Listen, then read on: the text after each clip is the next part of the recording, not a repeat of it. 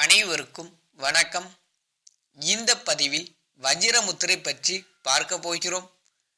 நமது பெருவிரலின் நுனிப்பகுதியை மோதிர விரல், சிறுவிரல், நடுவிரல் ஆகிய 3 விரல்களின் நுனிப்பகுதியும் ஒன்றாக தொட்டு கொண்டிருக்க வேண்டும்.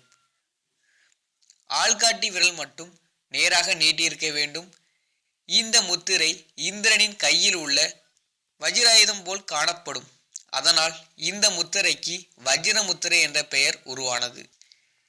இந்த முத்திரையை தினமும் 5 நிமிடம் முதல் 45 நிமிடங்கள் வரை செய்யலாம். இந்த முத்திரையை செய்து முடித்த பிறகு தலையின் பின்பக்கம் மற்றும் கழுத்து பகுதியை லேசாக அழுத்தி தடவி கொடுக்க வேண்டும்.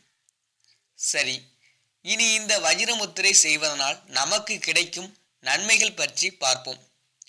அதிக இரத்த அழுத்தம் உள்ளவர்கள் இந்த முத்திரையை செய்யக்கூடாது. இந்த வஜ்ர முத்திரையை தொடர்ந்து செய்வதனால் அதிக இரத்த ஓட்டம் இதயத்திற்கு செலுத்தப்படுகிறது. அதனால் இதயம் அதிக சக்தியை பெறுகிறது. தீய பழக்கமான புகைப்பிடித்தல், மது பழக்கம், புகையிலை போன்ற மனிதனை அடிமையாக்கும் பழக்கத்திலிருந்து நாளடைவில் விடுபடலாம்.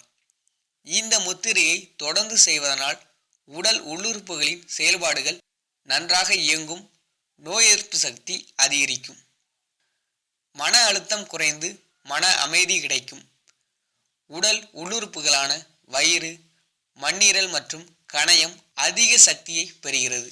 உடலில் இரத்த ஓட்டம் அதிகரிக்கிறது. குறைந்த இரத்த அழுத்த பிரச்சனை உள்ளவர்கள் இந்த முத்திரையை செய்து குணம் பெறலாம். வயிறு சம்பந்தமான பிரச்சனைகள் சரியாகும். தலை சுற்றல் மற்றும் மயக்கம் போன்ற பிரச்சனை உள்ளவர்கள் குணம் பெறலாம்.